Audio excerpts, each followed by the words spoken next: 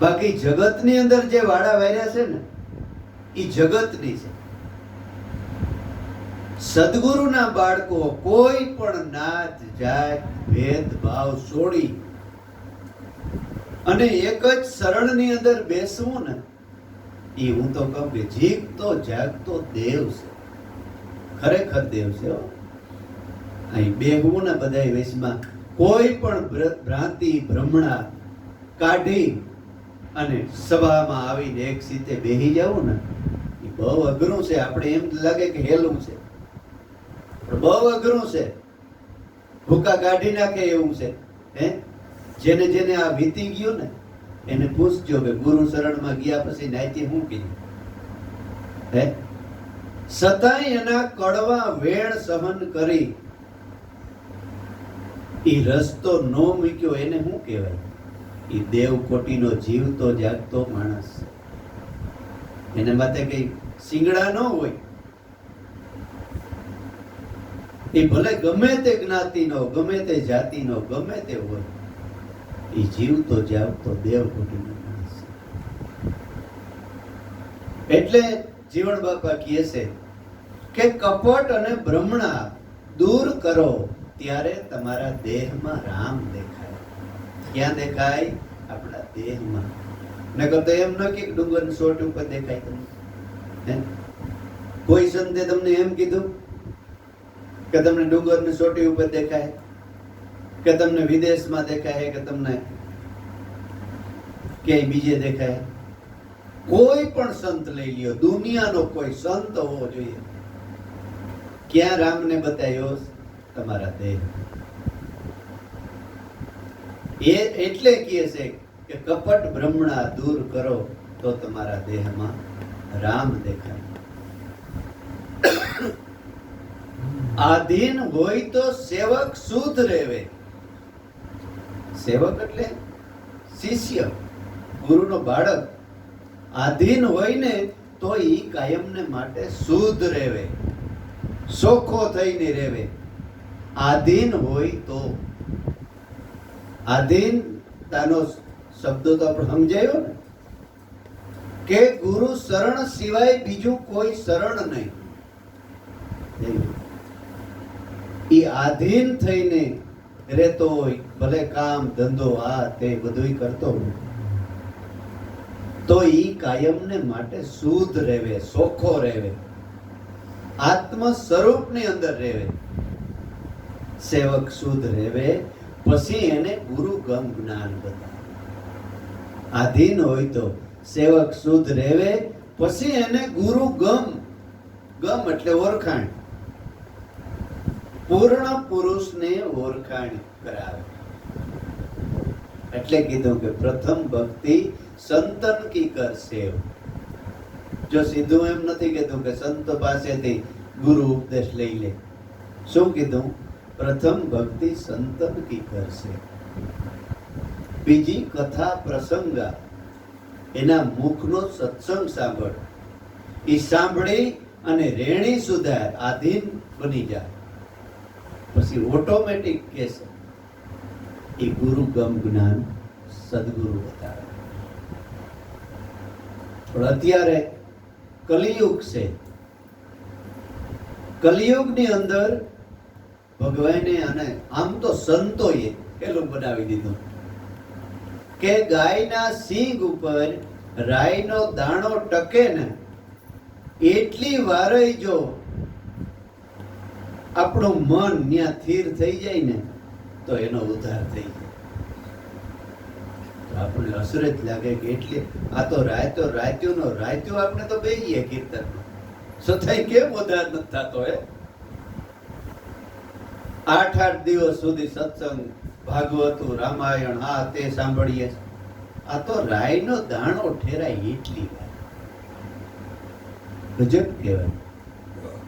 પણ ઈ ક્યાંનું છે કે તમે ગુરુગમનો ઉપદેશ લઈ અને શ્વાસે શ્વાસે સ્મરણ કરતા તમારી સુરતા ઈ બ્રહ્મનો રસ 1 સેકન્ડ સાખી જાય ને તો દુનિયામાં એના જેવો કોઈ આનંદ નથી. પછી ત્યાંથી સુરતા તમારી હેઠી ઉતરે જ નહીં. દુનિયામાં એના જેવો કોઈ આનંદ નથી. એવો આનંદ આત્મ તત્વનો છે. ઈ કીર્તન કલિયુગમાં કેવલ નામ આધારા, સમરે તો સેજે ઉતરે ભવ પારા, કલિયુગમાં કેવલ નામ આધારા. તો આપણને જેને નથી સમજાણું એને એમ થાય કે બસ રામ રામ કરીએ ભાઈ, આપણે રામ રામ કરીએ, આપણાથી ઉગાય નહીં. સત્સંગમાં ઘણી કહેતા હોય કે આવજો આવજો આવજો, પણ ઘેર બહેર રામનું નામ લીએ. થોડાક દી થયા તો લગ્નની કંકોત્રી આવે. કંકોત્રી આવી તો કે હું આવ્યો તો કે બાપા ફલાણા ફલાણા આપણા હગા છે ને એના છોકરાના લગ્ન છે. તો કે તો ત્યાં તો જવું જોઈએ, નકર દુઃખ લાગી. તો કે પણ જાન ટ્રેક્ટરમાં જાય તો કે હું ભોડામાં બેસી જાય, પંખા ઉપર ખડકાવ, પણ ન્યા જાવ હે. એટલે સત્સંગમાં જાઉં, દાદાએ ભજન ગાયું છે કે સત્સંગમાં જાઉં તો નથી અમારે ટાણા, મૂર્ખ મન ભ્રમણામાં ભટકાણા. ત્યાં કે ટાઈમ ક્યાં બેહાય? તો કે ભાઈ ત્યાં ખુડસીઓની સગવડ બધી છે. તો કે તો પગી લોહી ઉતરે હોજી જાય હે, કારણ કે બાના તો પુષ્કળ છે. એટલે આપણે માટે આપણા ઉદ્ધાર કરવા માટે અમે સત્સંગમાં જઈએ. અને મહાન પુરુષો, મનની અંદર કોઈ નબળો જ ન માનો, ગુરુનો બાળક છે એ મહાન સંત જ કહેવાય. એના દર્શન એટલે સહજાનંદ મહારાજે કીધું છે કે સંતોની સભામાં તમે બેસો 2 કલાક અને ઈ ઘડી તમને છેલ્લી ઘડી યાદ આવી જાય ને તોય તમારો બીજો જન્મ સુધરી જાય. એટલે ગુરુ ગમ એને જ્ઞાન બતાવે, આધીનતા કેસે આવે.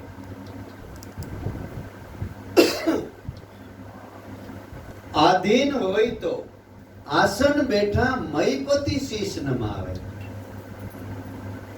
આધીન હોય, આધીન એટલે દાસ બની જાવ તો તમારા આસન ઉપર બેસી મયપતિ એટલે રાજા મહારાજાઓ પણ શીશ નમાવે. ભલે ભગવાનની ગણતરી અને ભક્તિની ગણતરી ન નમાવતા હોય પણ સવારથને ખાતર શીશ નમાવે.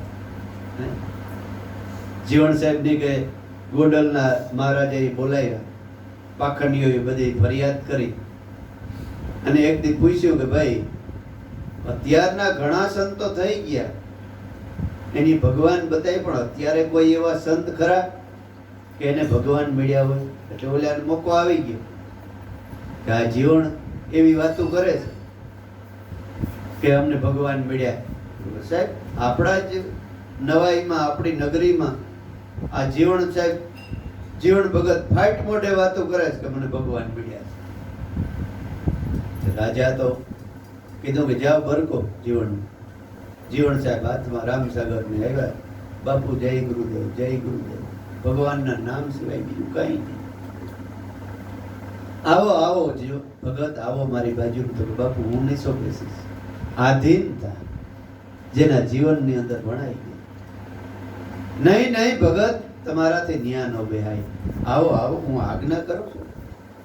બાજુ બેહાડ્યા, બેસાડીને પૂછ્યું કે ભગત આ બધા વાતો કરે છે કે જીવનને ભગવાન મળ્યા, વાત હાચી છે? તો કે હા બાપુ 100% હાચી છે. ભગવાન મને મળ્યા છે ને પીએસ. ગોંડલ મહારાજ ઊભા થઈ ગયા અને કીધું કે મારી જિંદગીમાં પહેલો માણસ મને એવો મળ્યો કેનારો કે મને ભગવાન મળ્યા છે. ભગત ભગવાન મળ્યા એનું કઈ પ્રમાણ? ત્યાં તો બોલ્યાઓને હાવ એમ થાય કે હમણાં હું કહે એનું કઈ પ્રમાણ? તો કે હા બાપુ પ્રમાણ તો હોય જ. ભગવાન મળ્યા એનું પ્રમાણ ન હોય તો કે હું? તો કે આ 500 પાદરનો ધણી રાજા અને હું ગરીબ માણસ, મેઘવાડનો દીકરો, અને મને બાજુમાં બેસાડે. એથી મોટું પ્રમાણ દુનિયામાં કયું? અમારો પડસાયો લેતા અબડાય હે. અને એવડો મોટો સ્ટેટ રાજા મને બાજુમાં બેસાડીને મારે ભેગી લાગે, એને એથી મોટું પ્રમાણ કયું? તો કે શાબાશ ભગત શાબાશ, ખરેખર વાત તમારી સાચી છે. ભગવાન તો દરેકને મળેલો જ છે જન્મથી, પણ માણસને ભરવો અને પ્રતીતિ નથી.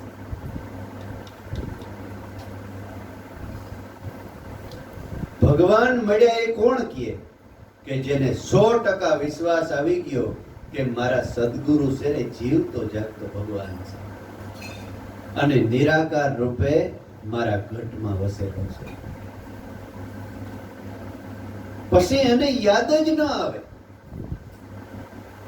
એને યાદ જ ન આવે કે આને આમ કરવું મારે, અહીં ભગવાન જઈએ. બાકી મન અસુડસું હોય ને, વિશ્વાસ ન હોય ને, એને કઈક થાય કે અહીં જરાક હાલો ને જગબેનારી રોધાતો જાવ. વિશ્વાસ પૂરેપૂરો નથી. ઓને વિશ્વાસ છે કે ભગવાન મને મળી ગયા, મારા ભેગા છે, મારે કેને જવું, ક્યાં જવું, જવું ક્યાં? એટલો જેને વિશ્વાસ, એને આધીન કહેવાય. એ આધીનતા આવી કહેવાય. આધીન હોય તો રામ પણ રાજી. આધીન હોય ને તો જ્યાં જાય ને ભગવાન પણ રાજીના રેડ થાય. ગમે ત્યાં એનો પગ પડે ને તો ભગવાન એના દર્શન કરવા આવે. એટલે તો જો ભગવાને પોતે નથી કીધું, શું કીધું?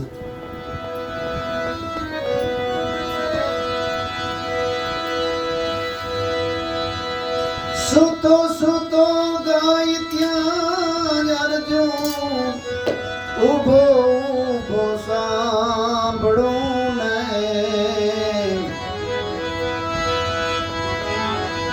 સુતો સુતો ગાય ત્યાં અર્જુન, બેઠો બેઠો સાંભળું ને. બેઠો બેઠો ગાય ત્યાં હું, ઉભો ઉભો સાંભળું.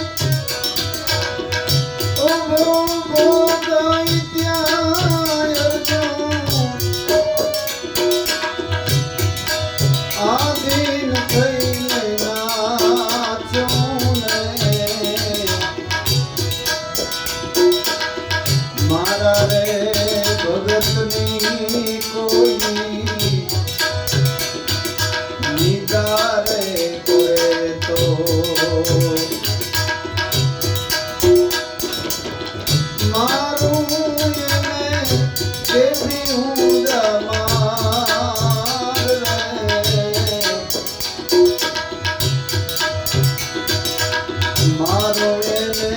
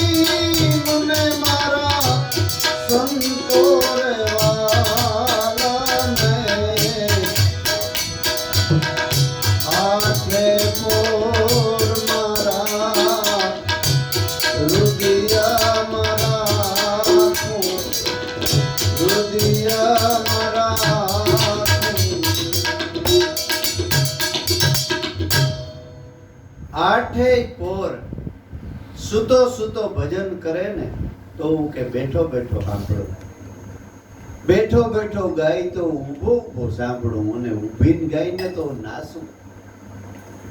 મારા પ્રાણ થકી પણ પ્રિય છે મને મારા સંતો, અને આઠેય પોર મારા હૃદયમાં રાખ્યું. એવા સાધક, એવા પ્રેમીજનો, એનો એટલો બધો ભાવ પ્રેમ હોય કે આપણે એને આમ ભૂલી જવા હોય ને તોય ન ભૂલાય. એને સંતોના હૃદયની અંદર સ્થાન મળી ગયું. એને ઓળખાણ થઈ ગઈ પૂરેપૂરી. પણ જેને કઈ લઈ જાય ઉપદેશ અને પાછો એને એ પ્રમાણે કિંમત ન થાય, એ પ્રમાણે કોઈ દી મળે નહીં, પણ તો એને ભૂલાઈ ગઈ.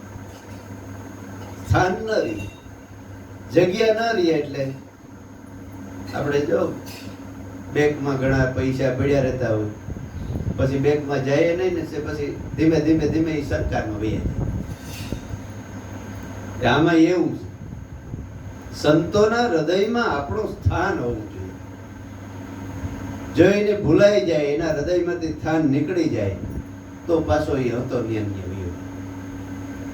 એટલે તો જોવો ને, પ્રહલાદે 15 કરોડ ને ઉપદેશ આપ્યો તો 5 કરોડ જ તર્યા. ઉપદેશ તો 15 કરોડ ને આપ્યો હતો,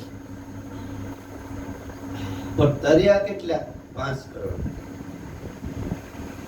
અને અત્યારે સંતો હજારોને ઉપદેશ તો આપે છે, પણ જે ઈ રસ્તાના માલમી અને સદગુરુના હૃદયમાં એનું સ્થાન પ્રાપ્ત કર્યું, જગ્યા નક્કી કરી લીધી, ઈ કોઈ દી એને જગ્યા પૂહાતી નથી. એટલે કહે છે કે આધીન હોય તો રામ પણ રાજી. પોતે સમજે અને સમજાવે. પોતે સમજી લીધી ભક્તિ કેની કેવી, કેવી રીતે કરવી, આધીન થઈને રહેવું. એને કોઈ જિજ્ઞાસુ પૂછે કે તમે કઈ ભક્તિ કરો છો, કે રસ્તે તમે હાલો છો, અને ખરેખર પૂછે, તમારી રેણી કેણી અને તમારી વાતચીત સાંભળી અને ખાતાનો જીવ હોય ને એ તરત ખેસાય કે આ તો જિંદગી પહેલી વાત સાંભળી. ઓહ, આ વાત તો ક્યાં ને ક્યાં. એ મંડાય, જેમ મોરલી વાગે નાગ મંડાય એમ મંડાય, તે માની લેવું કે કોઈ ખાતાનો વાંસ. આધીન હોય તો રામ પણ રાજી, પોતે સમજે અને સમજાવે. એવી આધીનતા કેસે આવે, જોવો ને આ યુગની રેણી. આધીન હોય તો આવે ગરીબી, આધીન હોય તો ગરીબી આવે.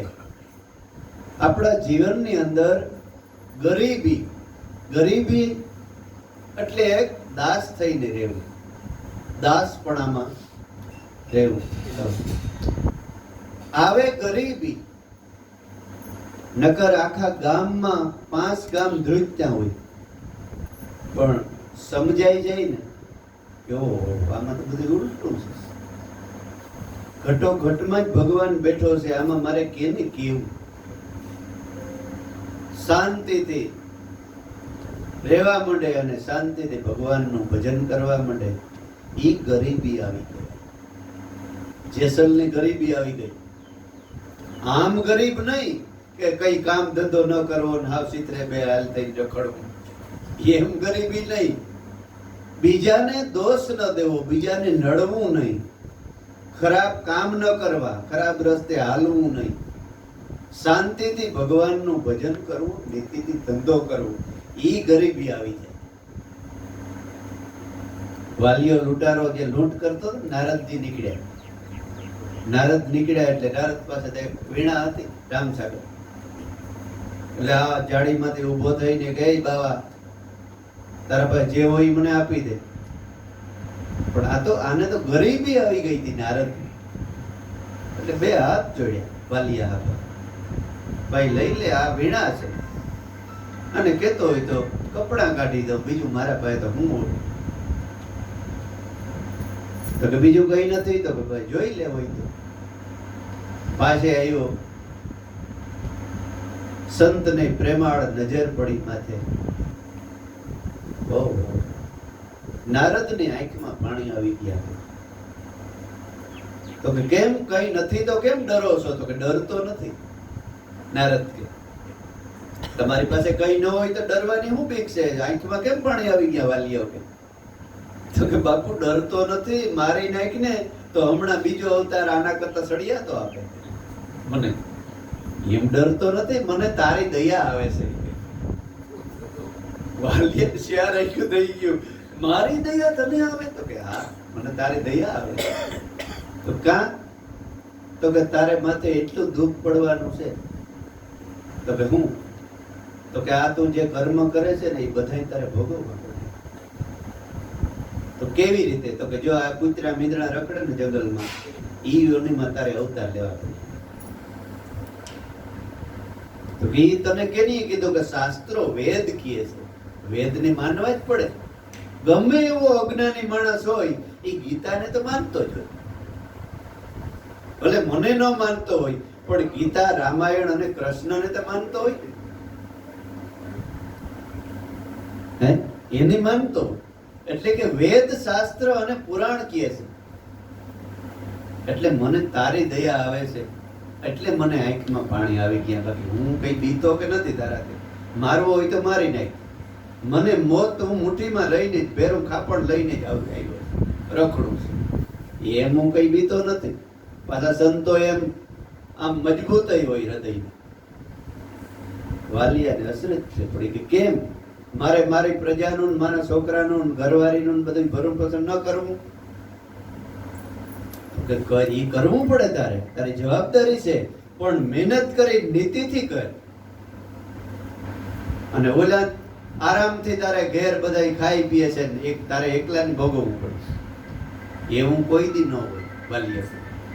બધાયનો આમાં ભાગ જ હોય ને. તો કે ભાગ કઈ ન હોય. અને તને માયને આમ ન આવતું હોય તો પૂછી આય. તો કે વાલિયાને એમ થયું કે આ બાવો છે ને મને સટકવા હાટું થઈને કરે છે, કે આ ઘેરવા પૂછવા જાય ને તો હું સટકીને ભાગી જાઉં. એટલે કે એમ તને સટકવા નહીં દઉં. તો કે તારે કરવું હોય કર. મોટો એક જાળીમાંથી વેલો કાઢ્યો ગરાડ, અને મજબૂત એક ઝાડવું હતું ને ત્યાં હૈડે દીધો નારદ, બાંધી દીધો.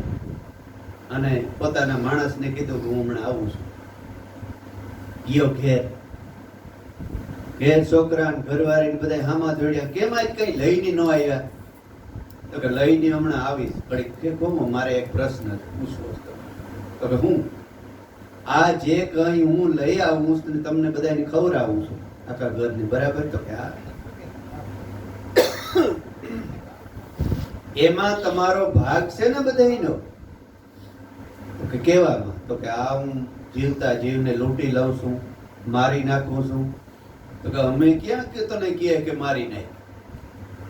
મહેનત કરીને, મજૂરી કરીને ખવડાય ને, એમાં અમારો ભાગ કઈ ને મેળવ. એ તો તારી ફરજ છે. આપણે ઘર કર્યો તો કોક હાટું કર્યું, આપણા હાટું કર્યું. પછી ઘરના છોકરા ઘરવાળી બાંધીએ કે હું એકલો કમાવ ને વરે તમને બધાને પેટ ભરાન, તો તમને કેની હમ દીધા હતા કે ભાઈ શુદ્ધ કરો?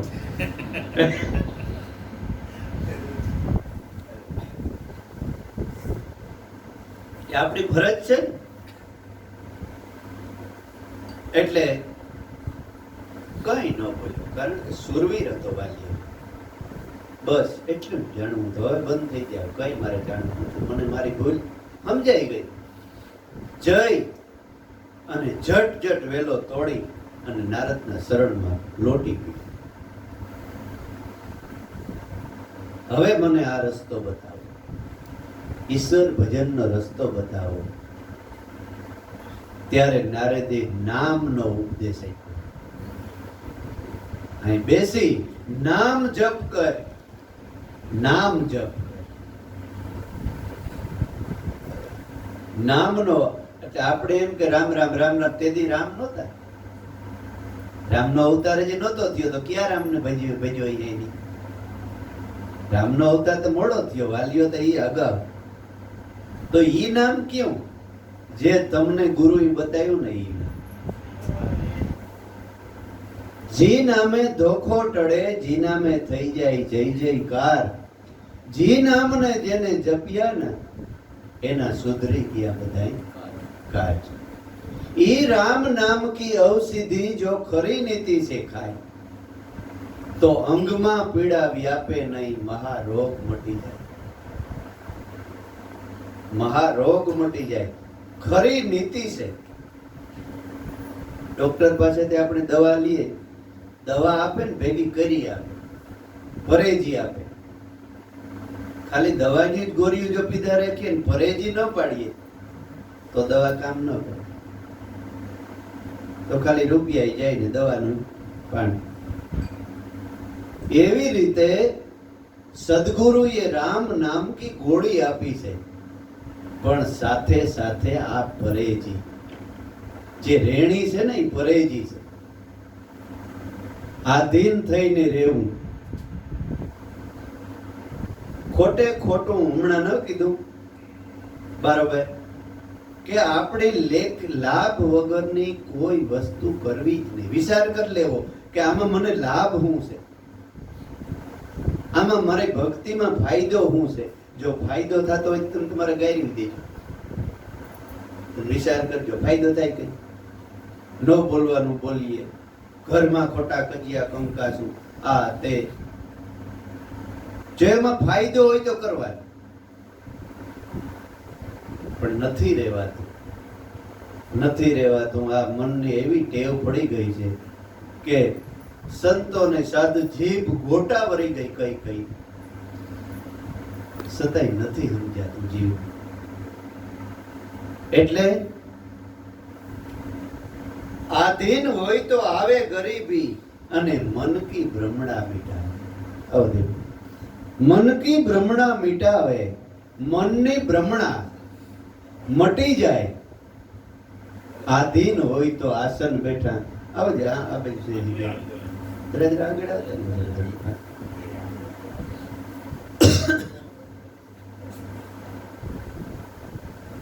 હોય બળને નિર્બળ રેવે, હોય બળને નિર્બળ રેવે. નકર સંતોમાં કેટલા બળ હે. એક બાપા કહેતા કે આ મુઠ્ઠી બંધ છે ને એ આમ ઉઘાડું ને તો હું આમાંનું ગામ છે ને ત્યાં સુધી બંગલા દેખું છું, પણ નથી કરવું. કેટલું બળ. પણ જીવ્યા ત્યાં સુધી કોથળાનું આસન નાખી, કોથળાનું આસન નાખી અને જીવ્યા ત્યાં સુધી ભજન કર્યું.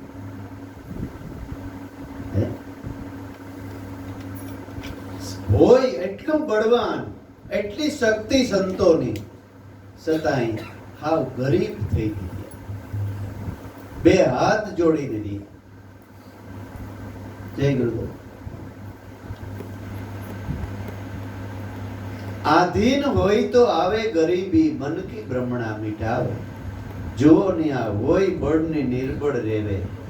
એટલું બધું સંતોનું બળ, પણ ગમે એવો માણસ આવે બે હાથ જોડે કે ભાઈ તમે ઊંચા નમી નીચા. કબીર સાહેબ નું દ્રષ્ટાંત આપણે દઈએ છે કે કબીર સાહેબ બજારમાં વયા જતા હતા અને કોઈ અજ્ઞાની માણસ સામો આવ્યું અને આ હાથમાં લાકડી, અને તને કે બધા બાપા બાપા કહે છે. બોલ્યા લાકડી તને ક્યાં લાગી? તો કે ભાઈ હું જ્ઞાનીનો ગુરુ છે, હું અજ્ઞાનીનો તો દાસ છે. હું બધાયનો બાપો ગુરુ નથી, હું જ્ઞાનીનો. તું તને હું એમ કહું કે વાહ આમ લાગીએ તો પગમાં જ મારવાનો છું. એટલે ભીમ નાજી ભીમ કે ભગવાન પાસે એકલું લઈને આવ્યો. બોલો આ મરે હું જીવતું? તો કે ઈ તારા હાથની વાત છે. હું કહે કે જીવતો છે તો સીપી થઈ, ક્યાંક મરી ગયું તો ઉડાડી તારા હાથની ભગવાન કે વાત છે. એટલે ભક્તિ કરવી ન કરવી એ મનુષ્યને એકને સ્વતંત્ર આપી છે. ઈશ્વર શરણમાં પૂગવું ને એ એકને. ભીમા બાપા ભગતના બાપ હતા ને, એ કહેતા એ કે માણસનો એક પગ બંધાયેલો છે અને એક પગ છૂટો છે. જે પ્રારબ્ધ કર્મ રૂપે આપણો દેહ બંધાણો, એ કર્મ ભોગવવામાં આપણો એક પગ બંધાયેલો છે અને ભગવાને એક પગને છૂટો રાખ્યો છે. એ તારે જ્યાં મૂકવો હોય ત્યાં મૂક. પાપમાં મૂકવો હોય તો ઠીક અને પુણ્યમાં મૂકવો હોય તો ઠીક. સત્સંગમાં જવું હોય તો ઠીક અને જુગાર રમવા જવું હોય તો ઠીક. એમાં તને સ્વતંત્ર છે. એટલે સંતો રાયડું પાડે છે કે સંત સમાગમ કાયમ કરીએ, સાંભળીએ શુદ્ધ બોલી, સંતના સંગમાં રહીશ તો પ્રગટે જ્ઞાનની હોળી. તારા રે ઘટમાં પીવું બિરાજે, જોઈ લે તો અંતરપટ ખોલી. પણ જોજે હમણાં તારો હુકમ આલે, પછી થાય તો ગુલામ. બાજીગર નો થાય વાંદરો, પછી ભરીશ ઘેર ઘેર સલામ. માટે સેજે સાને માટે ભજતો નથી તું સેજે સીતારામ. હમણાં તો તારો હુકમ આલે કે તું બધા યાર હુકમ કરસ ને આમ કરસ ને તેમ કરસ. પછી વારો આવવાનો છે. બાજીગરનો વાંદરો થાય ને કે 84 માં જાય, પછી મુંડાનો વાંદરો થાય ને પછી કે એમ તારે નાસવું પડે. એ નાસાવી હે તને કહે કે અહીં સલામ ભરવી પડશે. માટે આ 84 નો ગારીઓ ગુરુએ કાઢ્યો છે ને, એ પાછો પહેરી લે મારા બાપ, પહેરી લે પાછો. પણ ઘણા જીવ એવા હોય કે ગારિયા કઢવી નાખે પાછા પહેરી લે. એક બે માણસ વાંદરો પાડ્યો. વાંદરો પારી એક ગામથી બીજે ગામ નસવે, ખેલ કરાવે. એક દિવસ બપોરનો સમય, એક ગામથી ખેલ કરીને બીજે ગામ જતા હતા. રસ્તામાં એક કૂવો ઝાડવું આવ્યું, બાજુમાં નાની એવી નદી. એટલે બેને કીધું ઘડીક અહીં આપણે પોરો ખાઈએ, નાસ્તો કરશો કરી લઈએ, જમી લઈએ અને વાંદરાને ઘડીક અહીં બાંધી અને આપણે નદી સ્નાન કરી આવીએ. પછી આપણે બીજા ગામમાં 4 વાગે પૂગીએ, પછી ખેલ નાખ્યું નહીં તો વાંધો નહીં. બે માણસ વાંદરા ત્યાં ઝાડવે બાંધી અને બે ગયા સ્નાન કરવા. તો ઓલા જંગલ વિસ્તાર છે ને બીજા વાંદરા આવ્યા, આપણા જેવો જ વાંદરો. એ આને તો ગારીઓ છે. હા, આને તો આપણી નાત ને હોય તો ગારીઓ કાઢવો જ જોઈએ ને. હાલો કઢવી આવીએ. 4-5 વાંદરા નજીક આવી અને હનો કરે, કાઢીને ગારીઓ કાઢીને એટલે વાંદરાની ભાષા સમજી ગયો. ગારીઓ કાઢ નહીં કર, થઈ ગયો મોકરો. મોકરો થઈ ગયો ઓલા વાંદરા ભેરો ભરી ગયો. ઓલા બે માણસ આવે તો વાંદરો નમરે ને ગારીઓ ખાલી પીડ્યો. ઓલે કે હું નતો કહેતો કે વાંદરાનું કઈ નક્કી ન હોય. જો કઢવીને ભાગી ગયો, હવે આપણે કમાણી ગઈ. હવે બીજો વાંદરો ઘડીકમાં હાથ આવે. એટલે અમુક બહેનો છે ને પુરુષ કરતા હોશિયાર હોય. પુરુષની બુદ્ધિ પૂરી થાય ને એટલે ત્યાંથી એને ચાલુ થતી. એટલે બેન બહુ હોશિયાર. એટલે બેન કે તમે ચિંતા કરો, એનો યુક્તિ મારા પાસે છે. તો કે હું તો કે એને આ ડીંગ ડીંગ ની ટેવ પડી ગઈ. એટલે એ ગમે ત્યાંથી પાછો આવી ગયો. તો કે પણ કેમ ડીંગ ડીંગ કરવું? તો કે એક કામ કરો, તમે ડાકલો વગાડો, હું નાસું. એટલે એ ગમે ત્યાંથી સાંભળીને આવવાનો જ છે. તો કે હાલો કરીએ. ઓલે લીધું ડાકલો ને વગાડવા માંડ્યો, બાય આમ નાસે. ઓલે વાંદરો સાંભળી ગયો તો મારા હાટામાં બીજો કોક આવી ગયો લાગે. 10 એ તો ઓલા વાંદરાને મૂકીને ઓલો આવ્યો આમ શેઠેથી જોવે. આની તો બાઈ નાસે છે, પણ આને ક્યાં નાચતા આવડે મારા જેવું હોય કે. બાજુમાં આવીને પોતે મને ધક્કો મારે ને મીડિયો નાસવા તો બાઈ ગાડીઓ પરવી દીધો લ્યો બસ. એટલે આપણે બીજાના નખરા જોવામાં પાસા ગાર્યા કે આખું જગત આમ કરે થોડું ખોટું હોય. આ આખો મલક ડુંગરમાં કેળા પાડી દીધા તો આ ભૂવો તો હાસો જોઈને હાલો જાણા તો લાઈન લાગી 10 કિલોમીટર વાહન પાર્કિંગ થાય. અમારે આ એક જાબુર હતા ને, ડુંગરમાં કેળો પાડી દીધો માણે. અને પાછું શું કરે, ગાડલો કેતા અમે રેકડો કે એ ગાડલાને ઊંટડે પેગી લગાડે. પેગી લાગે ને કે બધું સારું થઈ જાય.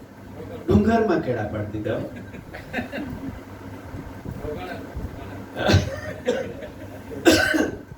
એટલી બધી માણસની અંધશ્રદ્ધા કે એને કોઈ સીમા જ. તમને હું એક દાખલો આપું. રામને દશરથ રાજાએ કે અરીસામ જોયું ને, એક સફેદ વાળ દેખાણો. દશરથ રાજા કહો, મારી જિંદગી 60 વર્ષ પૂગી ગઈ, ગજબ કરી, મારે ભગવાનનું ભજન કરવું જોઈએ. એની ટાણે વશિષ્ઠ પાસે ગયા, ગુરુ વશિષ્ઠ પાસે. ગુરુદેવ, મારી જિંદગી 60 વર્ષ વહી ગઈ. હા, એ તો વહી જાય. ગુરુદેવ, તો હવે શું કરવાનું? મારે બધું મારા રામને મોપીને મારે હવે ભજન કરવું. તો કે તો મને સારું મુહૂર્ત જોઈ દઉં. તો કે મુહૂર્ત આવતા સોમવાર નથી, હારામાં હારું છે, બેહાડી દો રામને રાજગાદી. મુહૂર્ત સારું જોઈ અને અઠવાડિયું મોજ મજા કરી અને હવેરી રામને ગાદી બેસાડવા હતા. મુહૂર્ત જોયું ને, રામને વનમાંથી જવાનું થયું. લ્યો, એવા વશિષ્ઠ જેવાનું મુહૂર્ત ખોટું પડ્યું ભાઈ. અને આપણે તરત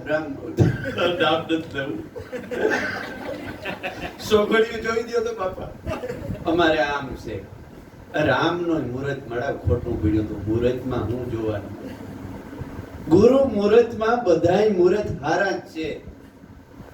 તમારે અસત્ય સામે પગલું નથી ભરવું, ખરાબ કરવું નથી, તો પછી શું પીવાનું હોય? દિલથી બે ધડક કે આપણે સત્ય રસ્તે જાણવું, એમાં મુહૂર્ત શું જોવાનું? સતાઈ ગઈ ના, એ આ ગારીઓ પહેરી લીધું, ગારિયા પહેરી. જેને નક્કી જ હોય ને એ પછી જો ને, આ દાખલા છે ને, એ આપણે બતાવ્યા કે હવે મુહૂર્ત હતો તો ખોટું પડ્યો. લ્યો, આ મારી કે તમારી ઘરની વાત નથી, રામાયણની વાત છે. સતાય ગારિયા પાછા પહેરી લે છે.